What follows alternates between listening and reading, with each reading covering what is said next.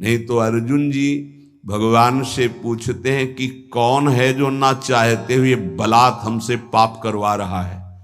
हम चाहते नहीं हैं कि पाप हो, पर प्रभु ये बलात् पाप कौन करवा रहा है। प्रायः सबका ये प्रश्न रहता है जो अर्जुन जी प्रश्न करते हैं, अथ केन प्रयुक्तोयम पापम चरति पुरुषः अनिच्छन्नपि वार्ष्णे बलादिव नियोजितः।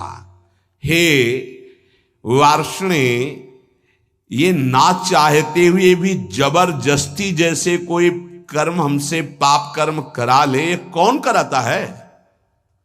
हम तो नहीं चाहते पर कराता कौन है? तो बोले विचार नहीं कर पाए इसलिए ऐसा प्रश्न होता है। बिना चाहत के कोई पाप करा ले ऐसा सृष्टि में कोई विधान ही नहीं है। हम पाप तो नहीं करना चाहते पर जिससे पाप होता है वो चाहते हैं। क्या? सुख भोग। कहां से? पर स्त्री, पर धन, नाना प्रकार के आचरण जो पाप आचरण हैं उनसे सुख चाहते, पाप नहीं करना चाहते, पर हम सुख भोगना चाहते हैं, सुख संग्रह करना चाहते हैं, इसी से पाप होते हैं। श्री भगवान से कह रहे केन प्रयुक्तोयम पापम चरति, किससे प्रेरित होकर पाप करता है? तो बोले संसार में सुख भोगने की चाहत ही पाप कराती है। देख लो इसको, जितनी भी जेल भरी है सुख भोगने की चाहत से, जितने भी नरकगामी होते हैं सुख भोगने की चाहत से। ये सुख भोगने की चाहत, इस शरीर से सुख भोगा मिला तो है नहीं क्योंकि है नहीं वहां। इस शरीर को भोग लें, इस शरीर को, इस शरीर, इस वस्तु को, इस व्यक्ति को, इस स्थान को भटकता पूरा जीवन पापाचरण करते। मैं नहीं चाहता पाप करना, मानते हैं, लेकिन पाप का मूल जो संसार से सुख भोगने की लालसा, उसी से पाप होता है। भगवान उत्तर दे रहे, कामेश क्रोधेश रजो गुण समुद्भवः, ये महासनो महापापमा विद्धेन मिहि वैरिणम। ये बड़ा भारी दुश्मन है, इसको कोई जल्दी परास्त नहीं कर पाता। ब्रह्मचर्य, गृहस्थ, वानप्रस्थ, सन्यास तभी सार्थक है जब इस दुश्मन को हरा दे, नहीं तो सब मिटिया मेट कर देता है। चाहे वैष्णव हो, चाहे ब्रह्मचारी हो, चाहे गृहस्थ हो, चाहे वानप्रस्थ हो, चाहे सन्यासी हो, एक ताल में सबको ठोक कर परास्त करने की ताकत रखने वाला ये विद्धेन मिह वैरिणम, ये सबसे बड़ा दुश्मन है। क्या? बोले काम एष क्रोध एष रजो गुण समुद्भवः, ये रजोगुण से उद्भव प्रकट होता है। क्या? बोले काम, और काम से प्रकट होता है क्रोध, और इन्हीं से सारे पाप होते हैं। रजोगुण कहते हैं राग को, राग ही काम का रूप धारण करता है और द्वेष ही क्रोध का रूप धारण करता है। काम से राग पुष्ट होता है और राग से काम की उत्पत्ति होती है। शरीर का राग, भोगों का राग, रुपये का राग, पद का राग, राग सर्वत्र राग। राग से ही काम और काम से ही क्रोध, और काम और क्रोध ये दोनों महापाप कराने वाले हैं। और महासनो महापापमा, ये कभी तृप्त नहीं हो सकते। महासनो, चाहे जितना भोग लो आप, भगवान कह रहे हैं चाहे जितना भोग लो, ये कभी तृप्त होने वाले नहीं हैं। चाहे जितना पदार्थों का संग्रह कर लो, चाहे जितना सुख की सामग्री, वैभव, शरीर सब भोग लो, परिणाम में तुम्हारा हृदय जलेगा, घोर पाप बन जाएंगे, सुख का किनका भी नहीं मिलेगा। नहीं, इतना जीवन हो गया, देखो वैसे ही अतृप्ति, वैसे ही अशांति, वैसे ही भोग वासना। कामेश क्रोधेश, उत्पत्ति विनाशशील जड़ पदार्थों के संग्रह की इच्छा और प्रकृति रचित शरीरों के भोगने में सुख की इच्छा, यही काम है, यही काम। ये पाप कर्म का मूल है। महापाप माय, महान पापी, महान पाप कराने वाला, महाशनो, कभी तृप्त ना होने वाला, काम के वशीभूत होकर के, जब उसमें बाधा पड़ती तो क्रोध के वशीभूत होकर के ये महान पाप बनते हैं। कभी दोनों से अलग अलग, कभी दोनों साथ मिलकर जीव को नष्ट किए हुए हैं पाप कर्म कराने में। 100-200 रुपया के लेन देन में झगड़ा हो गया, मार डाला। थोड़ी इंच 2 इंच जमीन के बंटवारे में मार डाला। क्रोध, कामना, वासना, उत्पत्ति विनाशशील पदार्थों के भोगने से कभी तृप्ति नहीं हो सकती। इसमें बहुत सुंदर वर्णन किया कि आप नाचेन्द्रियाणाम भोगाभ्यासेन वै तृष्णम कर्तुम शक्यम कस्मात् यतो भोगाभ्यासान मनु विवर्धन्ते रागाः कौशलम चेन्द्रियाणाम तस्मादनुपायः सुखस्य भोगाभ्यासा सा खल्वयम वृश्चिक विषभीत इवासी विषेण दष्टो यह सुखार्थी विषयानुवासितो महति दुख पंके निमग्नो इति। जब मनुष्य के हृदय में भोग वासना जागृत होती है तो प्रथम नहीं होती, बहुत जन्मों की वो है, अभ्यास उसका है। भोगाभ्यास के स्कूल कहीं नहीं है, शिक्षण प्रशिक्षण इसका नहीं होता। भोगाभ्यास पूर्व से, जैसे रसेंद्री का भोग, तो बच्चा पैदा हुआ, किसी ने शिक्षा नहीं दी, मां का वक्षा स्थल स्तन लगाया गया, पीना शुरू कर दिया। दूध की बोतल लगाई गई, किसने सिखाया है? भोगाभ्यास उसका पूर्व से दृढ़ है। वो शरीर नया पाया है लेकिन पुराना है, वो पुरातन है, वो जीव भगवान का अंश सनातन। अब जैसे जैसे यौवन अवस्था का उन्मेष होता है, सब भोग भोगने की प्रबल कामना जागृत होती है। अगर उपासक ये बात समझ ले, बहुत जल्दी विश्राम मिल जाए। जो यहां समझाना चाहते, कह रहे हैं कि नाचेन्द्रियाणाम भोगाभ्यासेन वै तृष्णम कर्तुम शक्यम।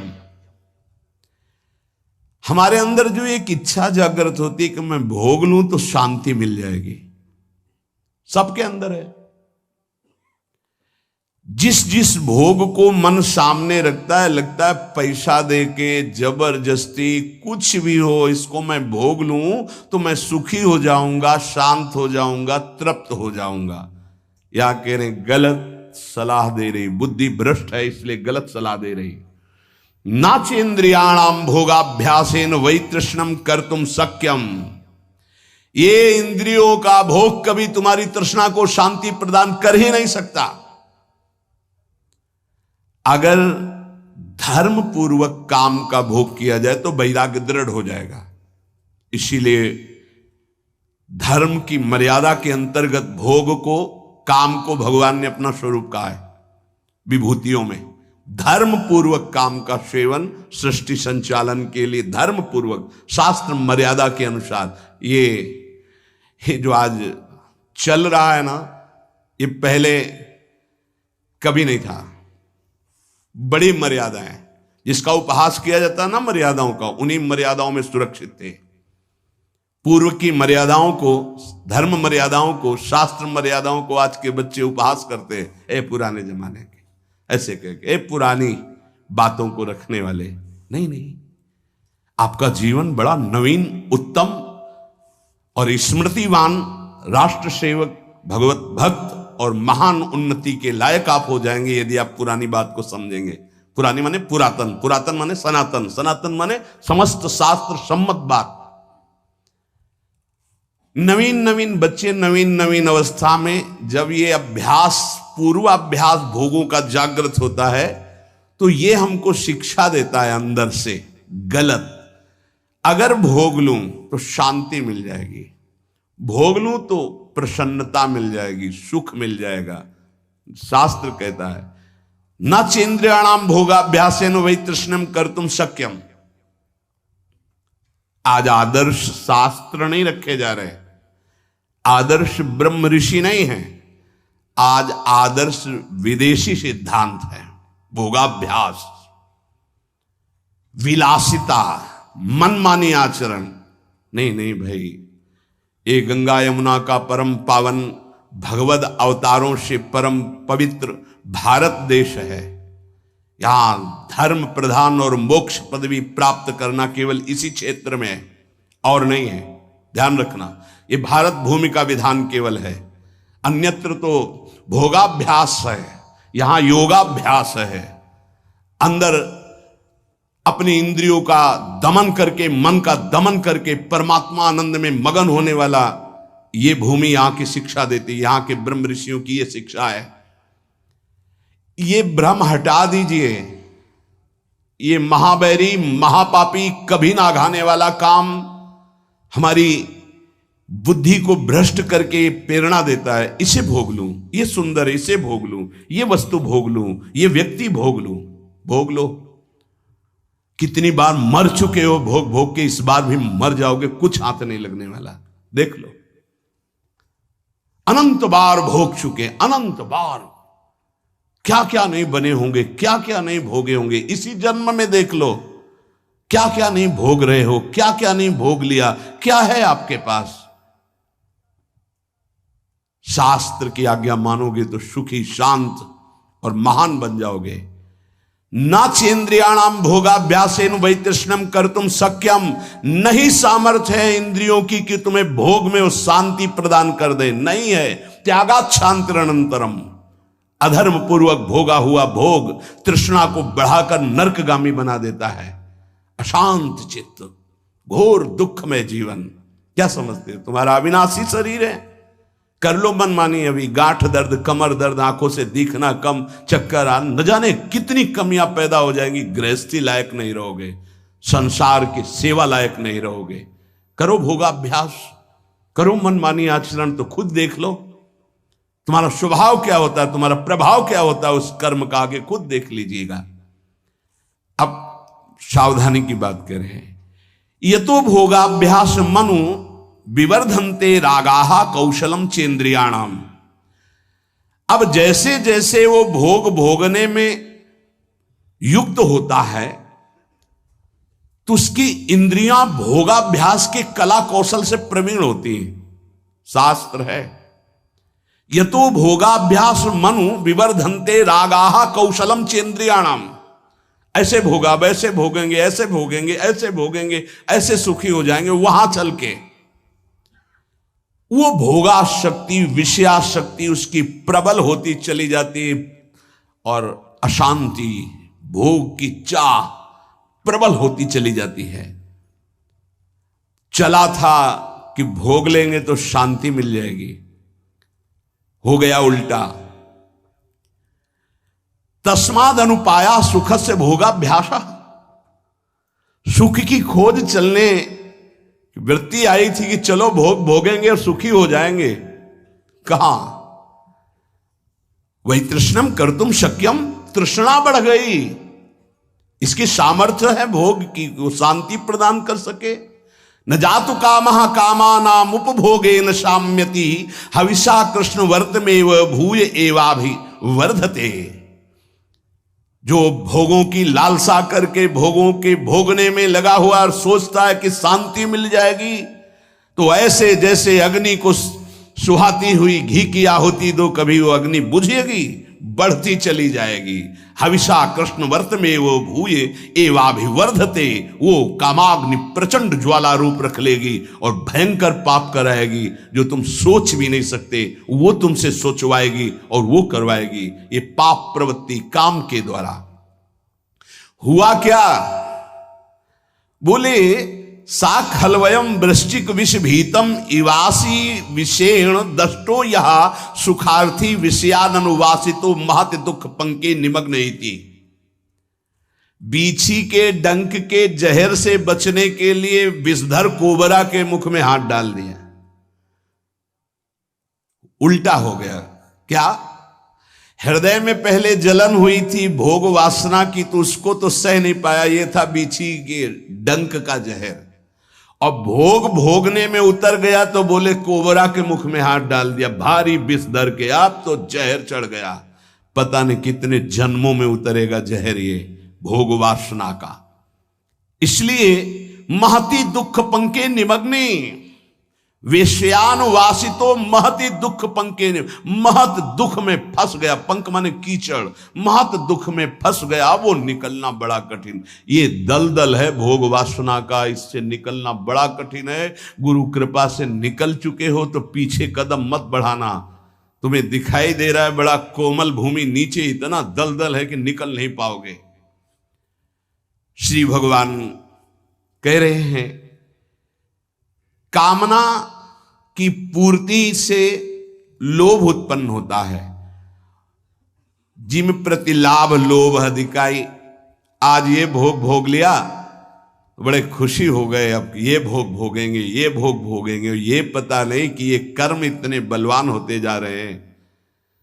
जो हमारे कर्म हैं ये हमें विध्वंस कर देंगे, भोगने लायक नहीं रखेंगे। समय देख लेना, जब समय आएगा दंड देने के लिए, आप लोग देखते हुए भी नहीं देखते हैं। संसार में सब देख रहे हैं फिर भी आप नहीं देखते हैं, अंधे बन रहे हैं, विवेक शून्य है। इसलिए कर्म का क्या दंड मिल रहा है आप देख रहे हैं।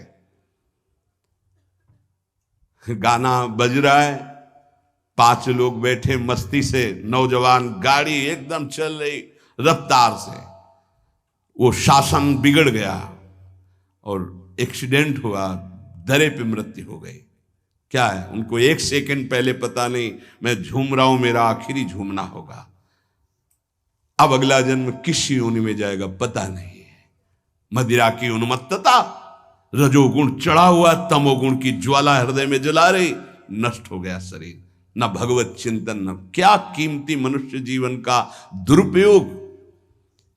ये कामना की पूर्ति के लिए नाना प्रकार की कुचेष्टाएं पैदा हो जाती हैं। कैसे कैसे नार की गतियां, यही नार की गतियां, कैसी कैसी राक्षसी बुद्धि सवार हो जाती है। एक नादान बच्चा है जिसको अपने हित हित का पता नहीं है, ऐसी ऐसी चेष्टाएं मार के फेंक दिए। ये राक्षस, तेरे शरीर में एक सुई चुभे तो तुझे इतना कष्ट महसूस होगा, और उसके शरीर को जला दिया, नष्ट कर दिया, काट के फेंक दिया। क्या हुआ, ये महान पाप कराने वाला राक्षस काम उसकी बुद्धि पे सवार है।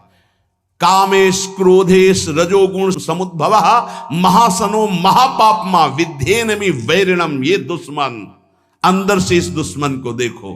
ये कामना संपूर्ण पापों, संतापों, दुखों और जन्म मरण की जड़ है। ये काम, ये कामना। कामना वाले व्यक्ति को जागृत में सुख मिलना तो दूर रहा, स्वप्न में भी कभी सुख नहीं मिल सकता। काम अछत सुख सपने हो नहीं। जो चाहते हैं कि हमें कभी दुख ना मिले, कभी चिंता, कभी शोक, कभी भय ना मिले, तो एक काम से बचो। पाप कराने की मूल जड़ काम है, और पाप से ही दुख, चिंता, भय, शोक, नाना प्रकार की नारकी गतियां मिलती हैं।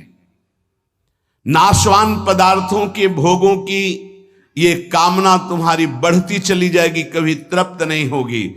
अविनाशी परमात्मा की प्राप्ति के लिए तुम्हें मानव देह मिला था। यहां उदाहरण विदेश से नहीं दिया जाएगा कि वो बड़े सुखी हैं। तुम्हारी बुद्धि सुख को जानती है क्या? जब हमारे देश की भक्ति और ज्ञान का जरा सा किनका मिला तो वेश बदल लिया, देश बदल लिया, और हमारे भारतीय संतों के सामने घुटने टेक करके, याचना करके ज्ञान और भक्ति की भिक्षा मांगते नजर आए, जिनको तुम सुखी कह रहे हो। प्रमाद में सुखी होना और ज्ञान में सुखी होना, भक्ति में सुखी होना, यह अंतर है। लौकिक उन्नति कोई उन्नति नहीं है। आध्यात्मिक उन्नति के साथ लौकिक उन्नति का महत्व है। यदि आध्यात्मिक उन्नति नहीं है, लौकिक उन्नति है, तो पशुता और राक्षसी बुद्धि बढ़ती चली जाएगी। देख लेना, वही हो रहा है। अध्यात्म को, शास्त्र को, ब्रह्म ऋषियों के वचनों को अगर प्रमाण माना जाएगा तो हम भारतीयों का जीवन उन्नतिशील, परम पवित्र, धैर्यवान होगा। हमारा देश धर्मयुक्त रहा है, धर्मयुक्त है और आगे भी धर्मयुक्त रहेगा, क्योंकि कभी धर्म का नाश नहीं हो सकता, धर्म सनातन है। हां, कम हो सकता है, धर्म को धारण करने वाले कम हो सकते हैं, लेकिन ऐसा नहीं हो सकता अभी। हां, आगे चलकर 4,32,000 है, जब आखिरी में आएगा तो भ्रष्टाचारा सब संसारा, धर्म सुने नहीं काना, उस समय भले हो, अभी तो ऐसा नहीं। एक से एक महान धर्मात्मा महात्मा पुरुष हैं। ये उत्पत्ति विनाशशील पदार्थों में सुख की भावना से सब संसार विचरण करता है। देख लो, उत्पत्ति विनाशशील पदार्थों के भोगने से ही सुख मिलेगा।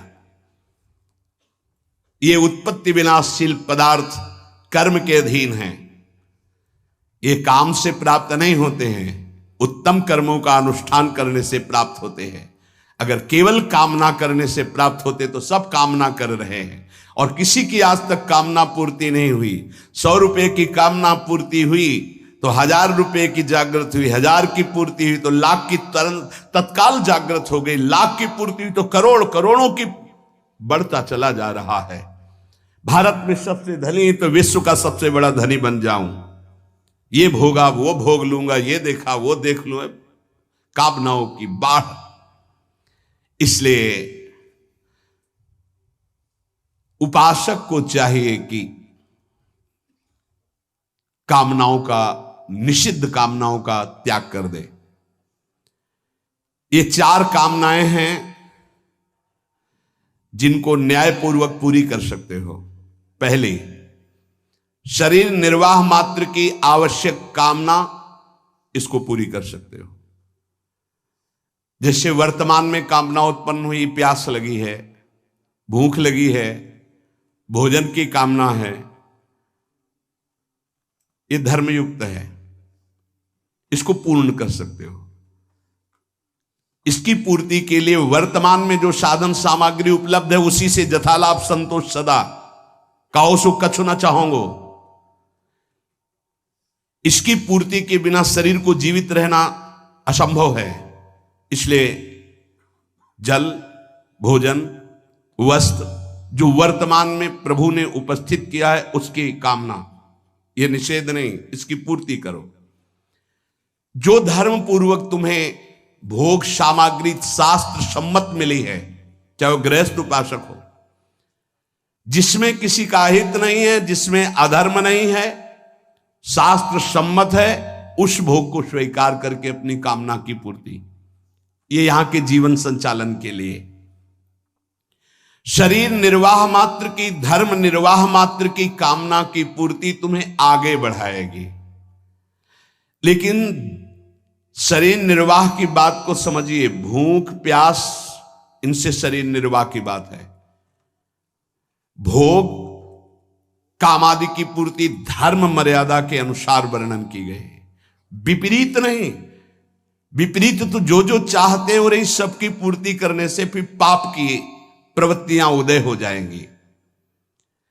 शरीर निर्वाह मात्र की आवश्यक कामना की पूर्ति, कामना व्यक्तिगत न्याययुक्त, जिसका पूरा होने में धर्म की हानि नहीं है, शास्त्र सम्मत है, सामर्थ्य के बाहर नहीं है, और उसको भगवद अर्पित करके भोगा जाए, वो कामना आपको मोक्ष की तरफ ले जाएगी। कामना व्यक्तिगत न्याययुक्त, अपनी सामर्थ्य के अंतर्गत, शास्त्र मर्यादा और धर्म के अंतर्गत, और भगवान को अर्पित करके भोगी जाए, तो वो मोक्ष की तरफ, भगवत मार्ग की तरफ। जो सामग्री है हमें बहुत प्यारी है, भोग सामग्री हमें बहुत प्यारी, भगवान को अर्पित करो। न्याययुक्त परिवार के पोषण में लगाओ। अगर आवश्यकता किसी ऐसे को है, बहुत भूखा, बहुत सर्दी में कपड़े की आवश्यकता, बीमार है, औषधि की आवश्यकता, उसकी सेवा में ला, तुम्हारी कामनाएं शांत हो जाएंगी, कामना त्याग की सामर्थ्य तुम्हारे अंदर आ जाएगी। जो अपनी सामग्री को भगवान ने आपको जो दी, दूसरों को अत्यंत आवश्यक होने पर उसकी सेवा में लगा दे, तो उसके अंदर भागवतिक सामर्थ्य जागृत होती है। काम से बड़ा कोई दुश्मन नहीं है, ये सबका दुश्मन है। ये किसी भेंट पूजा से, अनुनय विनय से कभी शांत नहीं होता है। इसकी भेंट पूजा यही कि ये भोग दे दो, ये क्रिया करवा दो, ये ऐसा मैं तुम्हें शांति प्रदान करूंगा, सुख प्रदान करूं, ये छलिया इसकी बात में मत आना। ये कभी शांत नहीं होगा। बुझे न काम अग्नि तुलसी को, विषय भोग बहु घीते, मन पचितई है अवसर बीते। कामना संपूर्ण लोकों को जला रही है, सब जल रहे हैं, सबके हृदय जिनकी कामना से है। बड़ा विचित्र है, हम जिसे देख रहे हैं वो किसी और को देख रहा है, वो किसी और को देख रहा है, वो किसी और को देख रहा है। हम समझ रहे हैं वो सुखी है, वो समझ रहे हैं वो सुखी, वो समझ रहा है वो सुखी है। संयोग जन इंद्रियों के सुख की जब तक कामना रहेगी तो संसार तुम्हें सत्य प्रतीत होगा। अज्ञान, अविद्या, पाप ये आपको ग्रसित किए रहेंगे।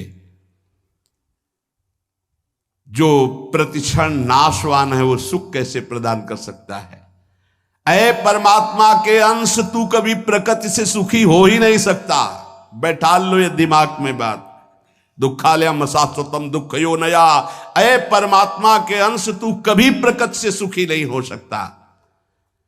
जैसे चलचित्र सिनेमा में पके हुए अंगूर दिखाई देते हैं तो क्या तुम्हें खाने को मिल जाएंगे? तो बोले वो तो मिलेंगे नहीं, चित्र के है। ऐसे इस चित्र के भोगने से तेरे को कभी शांति मिल सकती? भोग के साफ संसार देख रहा है, क्या शांति मिली? और तृष्णा और भोगने की इच्छा।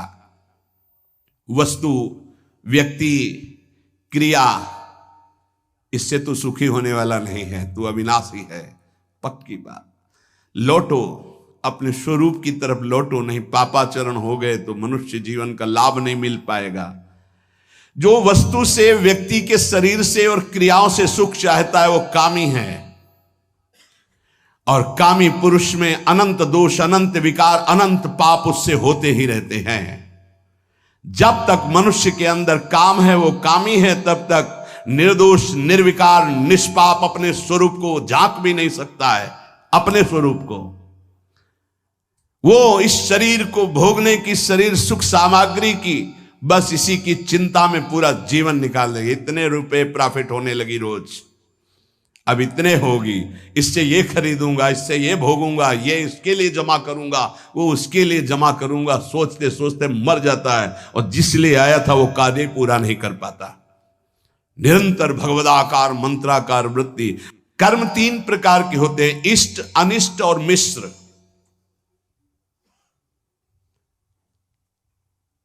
इष्ट जो हमें चाहिए, चाहे जैसे मिले मुझे चाहिए।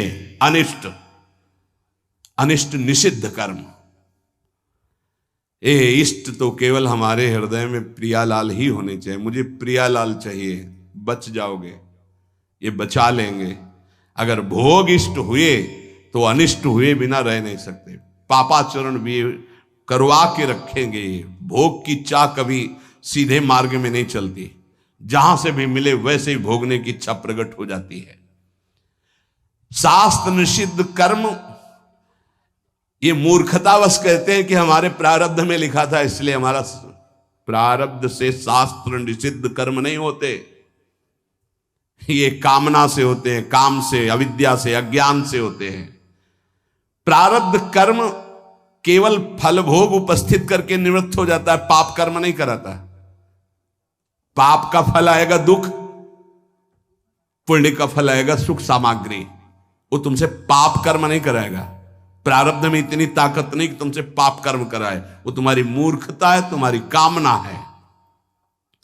निषिद्ध कर्म प्रारब्ध नहीं करा सकता, वासना कराती है। प्रारब्ध का फल भोग पीछे जो निषिद्ध हुआ है उसका दुख आएगा, जो पुण्य हुआ है उसका सुख आएगा, लौकिक सामग्री, लौकिक उन्नति। पाप कर्म प्रारब्ध नहीं कराता। ये जो लोग कहते हैं ना कि ऐसा हमारे भाग्य में लिखा था, तो काल ही कर्म ईश्वर मिथ्या दोष लगाए। रजोगुण से एक राग काम पैदा होता है और पापों का खेल शुरू हो जाता है। अब ये हृदय को बहुत बुरी तरह जकड़ लिए है काम ने, बहुत बुरी तरह। देख लो सब, ऐसे जैसे किसी ने खूंटे में बांध दिया हो कस के, अब निकलना मुश्किल है। बार बार निकलने की कोशिश करता है, फिर उसी में धंस जाता है काम। इसीलिए बलिहारी गुरुदेव भगवान की, जिनकी वचन मात्र से इस भारी माया प्रपंच से जीव निकल जाता है। पकड़ लो वचन पर, निकल गए, तुम्हें कोई रोक नहीं सकता, क्योंकि जिनकी रचना है वही तुम्हें निकालने के लिए आए हैं। ये पाप है, ऐसी जानकारी भी है, कामना भी प्रवृत्त हो गई है, नहीं करना चाहिए ये भी चाहते, फिर भी हो रहा है। तो ये जो जानकारी है, इसका हम प्रयोग क्यों नहीं कर पा रहे? जो हमें जानकारी है, जैसे आज जानकारी हुई, सुना आपने कि कभी भोगने से तृप्ति नहीं होगी तो मुझे रुक जाना चाहिए, पर जानकारी भी हो, जान भी रहा हूं कि पाप है, फिर भी क्यों नहीं रुक पा रहा हूं? तो भगवान आगे वर्णन करते हैं, धूमे नाव्रियते वह्निर यथा दर्शो मलेन च यथोल्बेनामृतो गर्भस तथा तेने दमावृतम।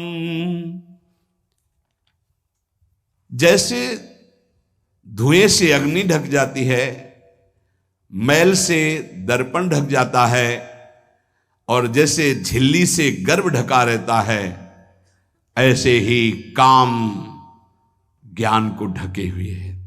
तीन बातें कही, धुएं से अग्नि, मैल से दर्पण और जेल से गर्भ जैसे ढका रहता है, ऐसे ये ज्ञान जो आपको प्राप्त हुआ, काम उसको ढक देता है।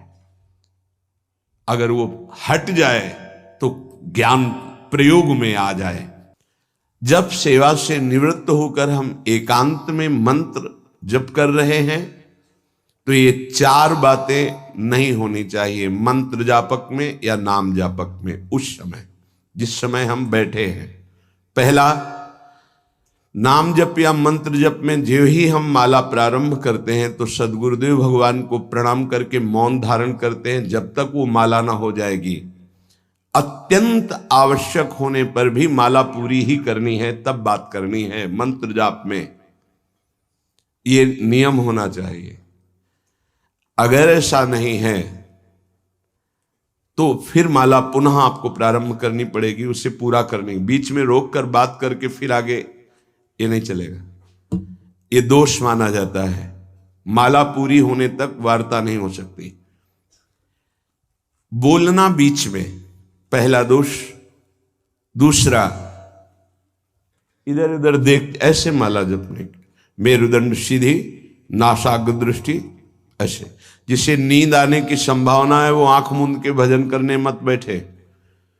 नहीं, कंबल या शाल ओढ़ा, आंख मूंछ ली तो माला छूट जाएगी और आपका समय व्यतीत हो जाएगा नींद में। ऐसा प्राय होता है। कठोर आसनों पे बैठ करके नींद ना आवे इसलिए नासाग्र दृष्टि रख के जप किया जाता है। उस मंत्र का ध्यान करते हुए आंख खुली हुई, बार बार पलक झपना ऐसे ऐसे, ये नहीं, नासाग्र दृष्टि रखते हुए मंत्र जप करते हुए बोलना नहीं। जैसे 11 माला का नियम दिया है गुरु मंत्र का, तो जिनकी विशेष विशेष सेवाएं हैं, जब आपको समय मिले, जितना मिले अधिक से अधिक आप मंत्र जाप करें। जब आप आसन पे बैठकर मंत्र जाप कर रहे हैं तो बोलना नहीं है, माला पूरी होने पर ही बात करें अगर कोई अत्यंत आवश्यक है। दूसरा, इधर उधर गर्दन हिलाना, देखना, ये नहीं। मेरुदंड सीधी, आंख खुली हुई, आंख मूंद के नहीं जपना।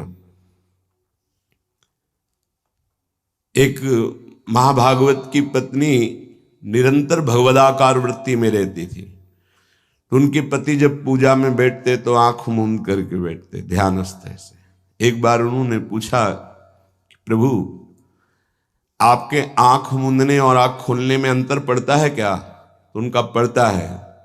तो बोले आपकी पूजा अधूरी। हम चाहे बाहरी दृष्टि में हो या आंतरिक दृष्टि में हो, एक ही चिंतन होना चाहिए। आंख खुली हो या आंख बंद, तभी सच्चा उपासक है। तीसरा, हिलना मंत्र जाप के समय, ये कीर्तन में हो सकता है, पद गायन में हो सकता है, लेकिन मंत्र जाप के समय हिलना नहीं, ये नहीं। गर्दन घुमाना, बात करना। चौथा, हंसते हुए प्रपंच की वार्ता करना, हंसी मजाक चल रही, बोलना मतलब उत्तर देना। चौथे में जो हंसते हुए प्रपंच वार्ता करना, बैठे कुर्सी में 3 लोग, माला हाथ में, प्रपंच की वार्ता। अपमान कर रहे हो माला का, मंत्र का, आप क्या कर रहे हो? उपहास कर रहे हो। 4 लोग जा रहे हैं, माला सरक रहा है, बातचीत कर रहे, तो माला सरकाने से थोड़ी भगवत प्राप्ति होगी। जो माला की एक भी मन का नाम और मंत्र से खाली ना जाए, उसका चिंतन करते हुए, वो आंतरिक चिंतन को बढ़ाने के लिए माला है। माला सरकाने से थोड़ी भगवत प्राप्ति होती है। माला की मनका के सहारे से हम प्रत्येक मंत्र का चिंतन करके, उसका श्रवण करके, मनन करके तब फिर आगे बढ़ते हैं। ये थोड़ी कि जल्दी जल्दी, किसी किसी की माला को तो देखते हैं कि इतनी रफ्तार से कैसे चल सकती है। अगर हम केवल राधा नाम भी जपें तो इतनी रफ्तार से नहीं चल सकता, क्योंकि हमें लिखना है राधा राधा। फिर अष्टादशाक्षर मंत्र या द्वादशाक्षर मंत्र, फिर इन मंत्रों को तो कैसे आप इतनी जल्दी, कैसे बिना अक्षर मात्रा दर्शन के कैसे आप मन का सरका दिए? 11 माला बहुत होते हैं। अगर जिस पद्धति से कहते 11 माला कर लो तो बहुत जल्दी मानसिक सिद्धि प्राप्त हो जाए। सामने मंत्र लिखा हुआ है, हर बार नवीन मंत्र की रचना कर रहे हैं, हर मन के पे, एक मन के पे पूरा मंत्र लिखा, फिर एक मन के पे पूरा मंत्र, फिर मन। देखो मन कहां भाग के जाएगा, मन निर्विषय हो जाएगा, सच्चिदानंद की तरफ दौड़ पड़ेगा मन। जब के समय किसी को उत्तर देना, इधर उधर देखना, शरीर को हिलाना, हंसते हुए हंसी मजाक वार्तालाप करना, 4 बातें जब में निषेध है। जब काले न भासेत नान्यानि प्रेक्षेत बुधा, न कंपेत शिरोग्रीवाम दंता नैव प्रकाशयेत। 4 बातें। ए हंसी मजाक, 2 साधक चल रहे हैं रास्ते में, माला भी चल रहा है, हंसी मजाक। ए तुम्हारे पास समय कैसे, तुम्हारा माला कैसे चल रहा है, तुम वार्ता कर रहे हो, हंसी मजाक कर रहे हो, ऐसा नहीं, इतने सिद्ध नहीं हो गए हो। जो शास्त्र, जब काले न भाषेत नान्यानि प्रेक्षित बुधा न कंपेत शिरोग्रीवाम दंतान नैव प्रकाशयेत। माला जपते समय ये ऐसे हिलना डुलना, शांत, हंसी मजाक, न दंतान नैव प्रकाशयेत, दांत नहीं दिखाई देने चाहिए। गुरुमंत्र के समय तो मुख से वायु भी नहीं निकलनी चाहिए, मुख से। बस ये स्थिति।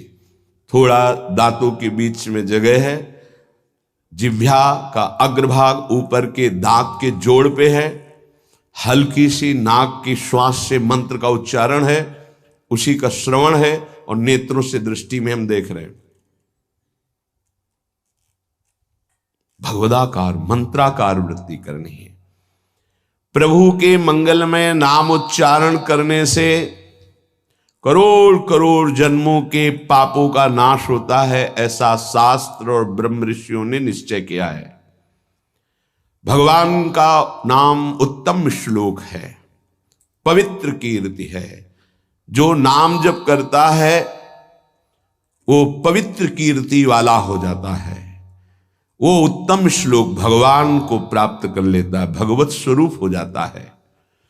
इस मार्ग में चलने वाले उपासक से, चाहे वो ज्ञान मार्ग का हो या भक्ति मार्ग का हो, कोई पाप बन जाए तो शास्त्रोक्त प्रायश्चित करने की आवश्यकता नहीं है। जैसे कृच्छ व्रत, चंद्रायण व्रत, बड़े बड़े कठोर व्रत पापों का प्रायश्चित करने के लिए हैं, वो केवल नाम जप, नाम कीर्तन अपना बढ़ावे, उसी से सारे प्रायश्चित हो जाएंगे। जप करने वाले को अन्य प्रायश्चित करने की आवश्यकता नहीं है। जब तक अनंत जन्मों के हमारे पाप हैं, तब तक हमारी नाम में रुचि नहीं होती। ये बहुत ध्यान देने का विषय है कि जब नाम की इतनी महिमा है तो सब लोग नाम में क्यों नहीं लगते? बोले इसलिए नहीं लगते कि इतने पाप हैं कि नाम की तरफ रुचि ही नहीं हो सकती। जैसे कोई कहे कि चीनी चीनी चीनी कहने से तो क्या मुंह में मिठास आ जाएगी क्या? भोजन भोजन भोजन करने से क्या पेट भर जाएगा क्या? तो ऐसे ही कृष्ण कृष्ण राम राम राधा राधा करने से क्या राधा मिल जाएंगे क्या? बड़े तर्क होते हैं ना दिमाग में। वो जड़ वस्तु है, वो न पहले थी न बाद में रहेगी, बीच में भी उसकी सत्ता नहीं है। नासतो विद्यते भाव। और जो भगवान को अधीन कर ले, भगवान से भी महान, जिसकी महिमा स्वयं भगवान नहीं वर्णन कर सकते। कहूं कहां लगी नाम बड़ाई, राम न सके नाम गुण गाई। वो इन भौतिक पदार्थों के नाम जैसा नहीं है, वो सच्चिदानंद है। स्वप्रधानमेव पुरुषोत्तम कीर्तनम पाप प्रध्वंसन हेतु। जो भगवान पुरुषोत्तम का नाम कीर्तन करता है, उसे अन्य साधन करे या न करे, प्रधान साधन नाम जप या नाम कीर्तन उसके सर्वस्व पाप का नाश कर देता है। किसी दूसरे प्रायश्चित के स्पर्श की भी आवश्यकता नहीं है। केवलमेव हरि कीर्तनम कृष्ण पापक्ष हेतु नान्य समुचितम नतरा मन्यांग भूतम। केवल नाम जप नाम कीर्तन संपूर्ण पाप और पाप प्रवृत्ति को विध्वंस कर देता है। अन्य किसी साधन के अंगभूत की आवश्यकता नहीं है। हो रहा है अच्छा, नहीं हो रहा तो चिंता की बात नहीं है। संपूर्ण पाप और पाप प्रवृत्ति का नाश करने के लिए केवलमेव हरि कीर्तनम, केवल भगवन नाम कीर्तन, भगवन नाम जप। नरक हेतु संस्कार प्रायश्चित निर्वत्ते न सजाति योत्पादक भक्त्या पुनरुभव विधोपीति भक्तेरे वात्यंतिक शुद्ध हेतुत्व न कर्मणाम। जैसे निश्चित हो चुका है आपके पाप कर्म से बन चुके कि नरक जाना है, निश्चित हो चुका है। अब उसको मिटा सकता है तो केवल नाम जप मिटा सकता है, दूसरा कोई साधन नहीं।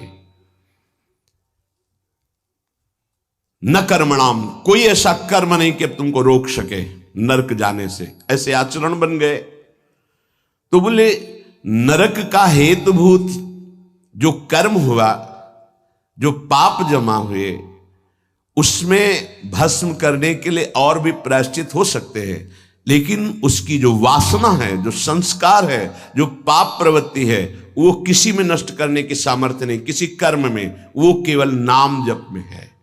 नाम बड़े बड़े पापों को विध्वंस करके पाप के वासना संस्कार प्रवृत्ति का नाश कर देता है।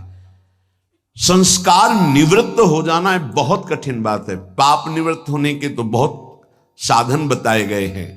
अतः एकमात्र नाम जप नाम कीर्तन पाप प्रवृत्ति पाप संस्कारों की निवृत्ति कर देता है।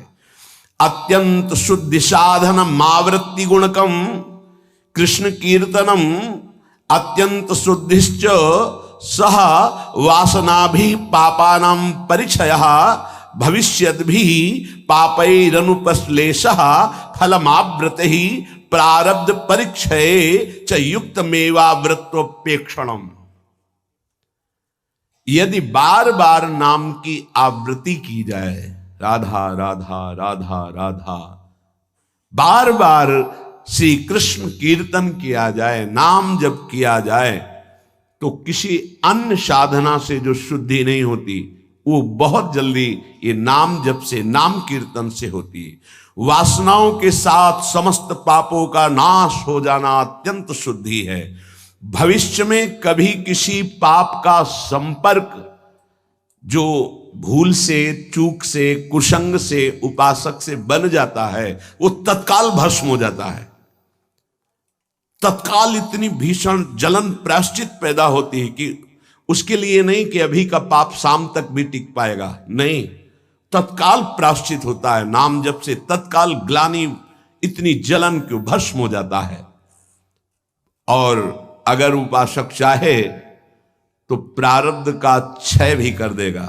प्रारब्ध अर्थात जो शरीर भोग निश्चित हो चुका है, ऐसा न समझे कि नाम जापक भजन करने वाला प्रारब्ध क्षय नहीं कर सकता। हर रोग को नष्ट करने की सामर्थ्य है, पर वो अपने नाम जप की जो आवृत्ति कर रहा है, अव्याव्रत भजनात्, बार बार नाम जप कर रहा है, वो आराध्य देव के विधान को जानकर सुखी होने वाला उपासक हो जाता है। पाप क्षय हुआ, पाप की प्रवृत्ति का नाश हुआ, आगे भूल चूक से पाप हो जाए उसका भस्म करने की सामर्थ्य उसमें, प्रारब्ध को क्षय करने की सामर्थ्य होते हुए भी भक्त अपने प्रारब्ध को क्यों भोगता है? क्योंकि वो उस भजन से अपने आराध्य देव को प्रसन्न देख करके, मन जहां है सावई मना कृष्ण पदारविंदेव, अब उसे प्रारब्ध कोई दुखद नहीं लगता, अपने स्वामी का मंगल विधान लगता है, वो उसे सहज में भोग लेता है। यदि चाहे तो उसे तत्काल भस्म कर दे प्रारब्ध को। आगे इसका वर्णन करते हैं। अप्रारब्ध प्राचीन पापक्षय सकृत कीर्तनमेव साधनमिति निरपवादम अन्नवचनानि संत्य अनंतानि। प्रारब्ध से भिन्न पापों का क्षय समझना। अप्रारब्ध प्राचीन पापक्षय, बिना प्रयास के नाम जप से वो क्षय हो जाते हैं। प्रारब्ध के लिए संकल्प करना पड़ता है और भक्त संकल्प रहित होता है, इसलिए प्रारब्ध को भोगता है। जो प्राचीन पापाक्षय अप्रारब्ध, जो प्रारब्ध में नहीं है, पूर्व संचित जमा पाप कर्म है, वो सकृत कीर्तन में साधनमिति, एक ही साधन भगवन नाम कीर्तन, भगवन नाम जब वो स्वाभाविक नष्ट हो गया। निरपवादम, इसमें किसी का कोई तर्क नहीं है, पर प्रारब्ध को क्षय करने के लिए संकल्प करना होता है। ये मेरा रोग नष्ट हो जाए, ये कभी भक्त नहीं कर सकता। इसीलिए बड़े बड़े संतों को कष्ट में देखा गया, शारीरिक। अप्रारब्ध स्वाभाविक क्षय हो जाएगा, पर प्रारब्ध के लिए संकल्प करना पड़ेगा। इसलिए भक्तजन अत्र वचनानि संत्यनंतानि, संतों के अनंत वचन पाए गए। क्या कि जैसे मेरे प्रभु रख रहे हैं वैसे मैं बहुत राजी हूं, मेरे स्वामी जैसे मुझे रख रहे हैं, जोई जोई प्यारो करे सोई मुहि भावे, तेरा किया मीठा लागे। क्या बड़े बड़े महापुरुष के तेरा किया मीठा लागे। प्रभु आप जो विधान कर रहे हो वो प्रारब्ध क्षय के लिए संकल्प नहीं करते। कीर्तनात् पापक्षय तदावृत्या तद विषयाणाम वासनानाम प्रचयः अपचयश्च पापवासनानाम ततो भगवज्जनो सेवा सात्यताम ततस् तदुपवर्णित महिमनि भगवती पुण्य श्लोक शेखरे भगवती नैष्ठिकी भक्ति तत्शोकादि नाम अत्यंतोच्छेदः ततः सत्वस्य परमोत्कर्षः तत्व साक्षात्कारः ततो मुक्ति रीति अयमर्थः। ओहो, बड़ी अद्भुत बात वर्णन कर रहे हैं। ये कीर्तन केवल पाप का ही नाश नहीं करता, नाम जप, ये नाम जब बार बार जो आवृत्ति की जाती है, इससे उपासना की वृद्धि होती है, वासनाओं का नाश होता है। इसके पश्चात भगवत प्रेमी महात्माओं का सानिध्य मिलता है। ये बड़े गूढ़ विषय है। जब तक आपके पाप क्षय नहीं हुए तो आप संतों के सन्मुख नहीं पहुंच सकते। भगवत कृपा हुई, कैसे पाप क्षय हुए? श्रवण सुजस सुनी आयऊ, जब कान में श्रवण में हमारे भगवतीय सिद्धांत नाम महिमा पड़ी तो सुन सुन के हमारे हृदय में इच्छा जागृत हुई, चलो संत दर्शन करते हैं। भजन का फल हुआ संत दर्शन, नाम जप का, नाम कीर्तन का फल हुआ भगवत प्रेमी महात्माओं का सानिध्य, संग। ततो भगवत जन सेवा सात्यतम, फिर उसके हृदय में उन महापुरुषों की सेवा करने का मन होता है। क्या करूं जिससे ये प्रसन्न हो जाए। फिर उन महापुरुषों के द्वारा ततस तदुपवर्णित महिमनि भगवती पुण्य श्लोक शेखरे भगवती नैष्ठ की भक्ति, कैसे प्रभु में निष्ठा जागृत होती वो उपदेश करते हैं। किनको? निज जनों को। निज जन कौन? जो नाम जप नाम कीर्तन के द्वारा जिनका पाप क्षय हुआ, पाप वासनाएं नष्ट हुई, एक उपासना जागृत हुई कि हमें संतों का सानिध्य मिले, भगवत कृपा से संत सानिध्य मिला, उनके हृदय में एक नई इच्छा जागृत हुई, इनकी सेवा मिले, इनको कैसे प्रसन्न करूं। जब उनकी आज्ञा और सेवा में तत्पर हुए तब उन्होंने अपने हृदय की उपासना दे दी। उससे क्या हुआ? बोले भगवती नैष्ठ की भक्ति, निष्ठा पूर्वक भगवान की भक्ति का जागरण हुआ। ततः शोकादि नाम अत्यंत उच्छेद, समस्त चिंता भय शोक दुख का जड़ से नाश हो गया। जब संत गुरुजनों के द्वारा दी हुई उपासना से भगवान की भक्ति हुई तो शुद्ध नैष्ठिक भक्ति का जागरण हुआ, तो शोक चिंता भय दुख क्लेश अशांति मृत्यु इनका सब भय जड़ मूल से उच्छेद हो गया। आदि नाम तथा शोकादि नाम अत्यंत उच्छेद, अत्यंत, अब दोबारा कभी ये नहीं जग सकते। तथा सत्व से परमोत्कर्ष, अब उसके हृदय में प्रेम का उत्कर्ष हुआ। अगर वो चाहता है कि तत्व साक्षात्कार, तो परमोत्कर्ष तत्व साक्षात्कार तत्व मुक्ति, उसको तत्व बोध हो जाएगा और मोक्ष हो जाएगा। अगर वो ये नहीं चाहता है तो प्रेम प्राप्त हो जाएगा। भगवत लीला धाम में प्रवेश, दोनों तत्वबोध हो जाना या भगवत प्रेम, दोनों नाम जापक नाम कीर्तन करने वाले को प्राप्त हो जाता है। तो सर्वेशाम अपि भगवन नामम प्रत्येक मेतादृशम सामर्थ्यम न चा नरक सृष्टे लानर्थक्यम दग्धेपि कश्चितम प्राचीने पापमनि। तब तो फिर नरक तो कोई जाएगा ही नहीं, तो नरक की सृष्टि करना व्यर्थ हो जाएगा। यदि नाम जप नाम कीर्तन सब करेंगे तो सबके पाप नष्ट हो जाएंगे, सब तत्वबोध सब भगवत प्रेम प्राप्त कर लेंगे। तो नरक सृष्टि रानर्थक्यम, बेकार की नरक की सृष्टि हुई। दग्धेपि कर्तचित प्राचीने पापमनि, क्योंकि पूर्व पापी नरक में दग्ध करते हैं, जलाते हैं, कष्ट भोगवाते हैं, और वो तो नाम जप नाम कीर्तन से नष्ट हो जाता है। तो कह रहे हैं तदुत्तर काल भावी भी रंगो भी महदवा मानिश्च नरकपातस्यापि संभवात्। बड़ा सूक्ष्म विषय वर्णन करते हैं। ना चावृत्ति गुणकमेव कीर्तनम सर्वस्यापि भविष्यतीति कश्चिदस्ति नियमः। एक तो सब नाम महिमा सुन भी नहीं पाएंगे। भारत में कितनी जनसंख्या है? 135-40 करोड़ तो है ही है। क्यों? ऐसे ही तो है 140 करोड़। क्या सब नाम महिमा सुनते हैं? क्या सब भगवान नाम कीर्तन करते हैं? नहीं। तो कह रहे हैं ये बात मत सोचो कि कोई नरक नहीं जाएगा, बहुत जाएंगे। क्योंकि नाम कीर्तन नाम जप में सब थोड़ी लगे हैं। दूसरी बात, जो नाम में लगे भी हैं वो कह रहे हैं कि संभावना है उनके नरक जाने की। कैसे? बोले यदि किसी महापुरुष का अपमान कर दिया, निंदा कर दी, वैष्णव अपराध बन गया तो पतन होने का चांस हो जाता है। या आज्ञा शास्त्र की उल्लंघन करके कहीं ममता कर बैठे तो उसको पतन होने का चांस रहता है। बोले उदाहरण में आप बताइए कि नाम जापक कौन जो ममता करके अपनी स्थिति से भ्रष्ट हो गया?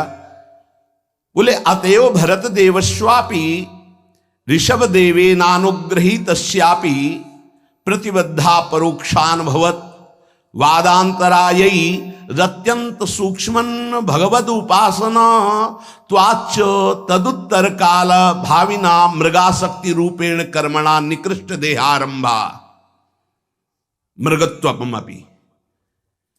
जहां निरंतर भजन के लिए राज्य और पत्नी और पुत्र आदि का त्याग किया भगवान ऋषभ देव जी के पुत्र भरत जी, वहीं मृग की ममता में आकर के मृगाशक्ति रूपेण कर्मणा निकृष्ट देहारंभा, निकृष्ट देह मृग की प्राप्त कर लिए। अगर ममता करेंगे चूक हो जाएगी, जन्म जन्मांतर के लिए कितना जाना पड़ेगा। उनकी सावधानी ये रही कि मृग शरीर में भजन किए तो अगले बोध संपन्न जड़ भरत जी के रूप में प्रकट हुए। अगर नाम जप कर रहे हो, भजन कर रहे हो और वैष्णव निंदा कर रहे हो, संत अपमान कर रहे हो, संत द्रोह कर रहे हो, तो आपको भ्रष्ट हो जाना पड़ेगा, अपनी स्थिति से गिर जाना पड़ेगा। जय विजय योश्च वैकुंठ वासिनोरपि ब्रह्मविदो मानादधा पतनम। ब्रह्मविद महापुरुष सनक सनंदन सनातन सनत कुमार का अपराध करने के कारण वैकुंठ में विराजमान जय विजय अधापतन को प्राप्त हो गए। ब्रह्मविदवमान जनितम ही दुरितम दुरत्ययम भगवद उपासनेनापि भगवद भक्तावमान जनितम च प्रपंचितम। कह रहे हैं कि जो ब्रह्म धाम में विराजमान वैकुंठ धाम में वो जब अपराध कर दिए भक्त का, सनक सनंदन सनातन सुमनत कुमार का, तो उनको 3 जन्म के लिए अधापतन हुआ और राक्षस भाव को प्राप्त हुए, दैत्य भाव को प्राप्त हुए। तो जो भगवत भाव मान जनितम च प्रपंचितम, जो प्रपंच दृष्टि रखकर नाम जप करते हैं, भगवत भक्तों का अपमान कर देते, निंदा कर देते हैं, तो महात्माओं का अपमान करने से उनकी गति बिगड़ सकती है। इसमें 3 बात बताई। पहले तो सब नाम महिमा सुनते ही नहीं है, सबके कानों में ही नहीं पहुंचती। अगर किसी के कानों में पहुंचती है तो बड़ा भाग्यशाली ही उसे पकड़ पाता है, नहीं तो छोड़ देता है। तो ऐसे लोगों की गति दुर्गति ही होती है। दूसरे जो नाम पकड़ते हैं उनमें कोई भाग्यशाली होता है कि किसी की निंदा स्तुति ना करते हुए, नाम जप करते हुए आगे बढ़ जाए। नहीं तो जहां नाम जप हुआ अपने में गुणाभिमान आने की संभावना होती है, अगर साधु संग ना हुआ, वो दूसरे संतों की फिर अवहेलना, निंदा, अपमान। देखो भाई, एक ही प्रभु हैं, 10-20 प्रभु नहीं हैं। उनके नाम अनंत हैं, उनके रूप अनंत हैं, उनकी उपासना अनंत है, उपासना की पद्धतियां अनंत हैं, मान सकते हैं। लेकिन प्रभु एक हैं, इसमें कोई संशय नहीं। अब प्रायः एक धर्मावलंबी दूसरे धर्मावलंबी की निंदा करना ही अपने धर्म की महानता समझी जाती है। हमारी समझ में कम आता है। हम किसी की निंदा कर रहे हैं, किसी का अपमान कर रहे हैं, किसी की अवहेलना कर रहे हैं, तो हम अपने आराध्य देव की आज्ञा का उल्लंघन कर रहे हैं। एकादश स्कंद में परमार्थ का जब निरूपण वर्णन हुआ बीच में, तो उसमें था ना किसी की निंदा ना किसी की स्तुति। समझ में नहीं आता। हम समझते हैं हम अपने आचार्य की बहुत महिमा गा रहे हैं, अगर दूसरे आचार्य की निंदा कर रहे हैं, दूसरे इष्ट देव के नाम की निंदा करें तो हम अपने इष्ट देव को बहुत प्रसन्न कर लेंगे। नहीं भाई नहीं, अभी समझ में नहीं आई, अभी बुद्धि ठीक नहीं है। सर्वम खलमिदम ब्रह्म ने नानास्ति किंचन। श्री कृष्ण चंद्र जी कह रहे हैं मत्ता परतरम नान्यत किंचिदस्ति धनंजय, मेरे सिवा कोई नहीं, फिर तुम उनके दास हो। तुमको नहीं दिखाई दे रहा तुम्हारा आराध्य देव स्वरूप में? अवहेलना, उपहास, दूसरे धर्म की अवहेलना अर्थात अपने आराध्य देव की, दूसरे वैष्णव की, दूसरे संत की, दूसरे उपासक की निंदा अर्थात अपने आराध्य देव की। कह रहे हैं जय विजय योश्च वैकुंठ वासिनोरपि ब्रह्मविदव मानादधा पतनम। अधा पतनम, वैकुंठ से पतन होना असंभव, लेकिन इस असंभव पद से भी पतन हो गया महापुरुषों का अपमान करने से। और तो सब छोटी बात है। इसलिए ध्रुवदास जी ने भी सिद्धांत विचार लीला में वर्णन किया, भक्तन के अपराध सो डरपत रहो, या एक अपराध है जो बड़ी बड़ी पदवी से तुम्हें भ्रष्ट कर देगा, तुम्हारे सारे सुकृत नष्ट कर देगा। भक्तन निंदा अति बुरी भूल करे जिन कोय, के सुकृत बहु जन्म के छिन में डारे खोए। अगर कहीं कोई दंभ पाखंड कर रहा है, वो खुद भोगेगा, वो खुद ठग रहा है अपने आप को, खुद जल रहा है, तुम नहीं देख पा रहे। तुम अपने आराध्य देव को देखो, तुम अपनी उपासना को परिपक्व करो, तुम अपनी वासना को नष्ट करो, अपने हृदय में दंभ पाखंड मत आने दो। ये साधना है। नाम सर्व मंगलकारी। अगर महापुरुषों की स्थिति को देखो तो नाम में बहुत जल्दी प्रीति हो जाएगी। एक पलटू दास जी नाम के बहुत प्रेमी महापुरुष हुए हैं। पलटू दास जी बहुत बड़े भक्त हुए, अवधपुरी में रहते थे। ये स्वयं कह रहे हैं कि नाम भगवान ने ऐसी कृपा करी कि कीच मच गई नाम की। नाम की कीच, बिना सने कोई जाएगा नहीं। भक्तों के पास ये होता है, उनके समीप जाओ, नाम सुनने को मिलेगा, नाम महिमा सुनने को मिलेगी, और तुम्हें नाम में लगना ही पड़ेगा। ऐसी भक्ति चलावे मची नाम की कीच, मची नाम की कीच बूढ़ा और बाला गावे, पर्दे में जो रहे शब्द सुन रोवत आवे। जैसे भोरी सखी हा प्रियाजू हा लाडली, तो जो सुने कदम रुक जाए और हृदय में द्रवण क्रिया हो जाए, आंखों में आंसू आने लगे। प्रियाजू बाबा पे कृपा कर दो। पलटू दास बाबा जी से जब वो जोर से भगवान नाम उच्चारण करते तो कोई पर्दे में कहीं भी, घर मकान कहीं भी उसके कान में पड़ता तो रोना आ जाता। ऐसी नाम की प्रीति उनके हृदय में जगी। बोले कीच मचा दी नाम की अवध में।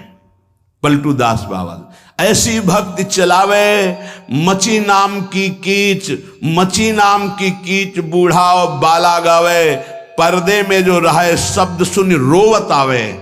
सामने उपस्थित हो जाए, भक्ति करे निर्धार रहे त्रिगुण ते न्यारा, आवे दे लुटाए आप ना करे आहारा।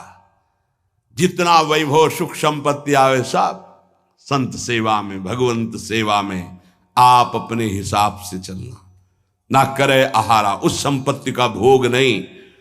भक्ति करे निर्धार, कोई आधार नहीं, कोई पदवी, कोई मोक्ष, कोई कल्याण, कोई निमित्त नहीं। सहज भक्ति रहा त्रिगुण ते न्यारा, सतोगुण रजोगुण तमोगुण तीनों से ऊपर उठा हुआ महापुरुष नाम जापक साधु। आवे दे लुटाए आप ना करे आहारा, आए हुए संपत्ति वैभव को संत सेवा भगवंत सेवा आप उसका भोग नहीं। मन सबको हरिले सबन को राखे राजी, सबन को राखे राजी, ये भक्ति की महिमा है। मन सबको हरिले सबन को राखे राजी, किसी का भी द्रोह नहीं। भक्त के सामने कोई भी आ जाए, किसी भी संप्रदाय का, किसी भी धर्म का, सबका आदर, सबका स्वागत, सबको सुख प्रदान करना। क्या जानो भक्ति का स्वरूप क्या है? मन सबको हरिले सबन को राखे राजी। अगर हम सब में अपने आराध्य देव को नहीं देख पा रहे हैं तो अभी केवल कोरा प्रवचन है, अभी भजन नहीं जागृत हुआ, अभी हृदय में भक्ति नहीं जागृत हुई। सब में अपने इष्ट का दर्शन। आचार्य चरण कह रहे हैं, जब शब्दों को देखो, बार बार सुना है, ये क्रूरा, क्रूरा शब्द है। पापिनो नच सताम संभाष्य दृश्यासे, देखने योग्य नहीं, संभाषण योग्य नहीं, ऐसे क्रूर पापी हैं। उनमें भी मेरे राधा वल्लभ लाल विराजमान है, मेरी दृढ़ मति है। हरिवंश महाप्रभु कहते हैं, हे सी राम मैं सब जग जानी। अगर वास्तविक मार्ग का अनुसरण कर रहे हो तो यही तुम्हें अनुभव होगा। किससे द्रोह करोगे, किससे नफरत करोगे? ये जब अंदर की ग्रंथि नहीं खुली तो ये सब बातें अंदर आती है किसी की निंदा कर देना, किसी का उपहास कर देना। नहीं, हम जिसकी निंदा कर रहे हैं वहां भी आराध्य देव, जिसका उपहास कर रहे हैं वहां भी आराध्य देव है। पलटू दासिक बनिया रहे अवध के बीच, ऐसी भक्ति चलावे मची नाम की कीच। मची नाम की कीच, इतना नाम में डूबे हुए कि जो आसपास आ जाए नाम में हो जाए। दीपक बारा नाम का महल भया उजियार, पलटू दास जी। महल भया उजियार नाम का तेज विराजा, शब्द किया प्रकाश मानसर ऊपर छाजा। नाम तेज स्वरूप से विराजमान हो गया, हृदय में अद्भुत प्रकाश नाम का हो गया। दसो दिशा भई शुद्ध बुद्धि भई निर्मल साची, छूटी कुमत की गांठ सुमति प्रगट होए नाची। नाम का प्रताप हो 3600 राग दाग त्रिगुण का छूटा, पूरन प्रगटे भाग कर्म का कलसा फूटा। सब कर्म प्रपंच नष्ट हो गए, भाग जागृत हो गए, त्रिगुण माया भाग गई। पलटू अंधियारी मिटी बीती दीन ही टार, दीपक बारा नाम का महल भया उजियार। हृदय में प्रकाश जागृत हो गया नाम स्वरूप से। नाम नाम बड़े बड़े महापुरुष इस नाम की महिमा का गान करते हुए उसी में डूबे हुए पार नहीं पाए। अरी में तो नाम के रंग छकी, जब ते चाख्यो विमल प्रेम रस, तब ते कछु न सुहाई। रात दिना धुन लागी रहे, को केतो कहे समुझाई। अरी में तो नाम के रंग छके। अब रात दिन कुछ नहीं किसी की सुनना और ना कुछ समझना, एक बात है कि नाम न छूटने पावे। नाम पियाला घोट के कछु और न मोहि चही, जब डोरी लागी नाम की तब केही के कानी रही। जो यही रंग में मस्त रहत है तेही के सुधिहरना, गगन मंजिल दृढ़ डोरी लागो जाय रहा सरना। निर्भय होए के बैठ रहो अब मांगो यह बर सोई, जग जीवन बिनती हा मोरी अब आवन नहीं होई। अरे मैं नाम के रंग छकी। बोले हमारी डोरी इतनी ऊंचाई पे लग गई कि मान अपमान सुख दुख लाभ हानि हमें छू नहीं सकते, और अब मैं निश्चित कहता हूं अब मेरा आना नहीं हो पाएगा इस जगत में। अब मेरा आवागमन का चक्र रुक गया, क्योंकि मेरे हृदय में नाम चल पड़ा। नाम एक ऐसा है जो अद्भुत तेज अद्भुत प्रकाश प्रकाशित करता है। अगर नाम जप का आश्रय ले लो तो बच जाओगे।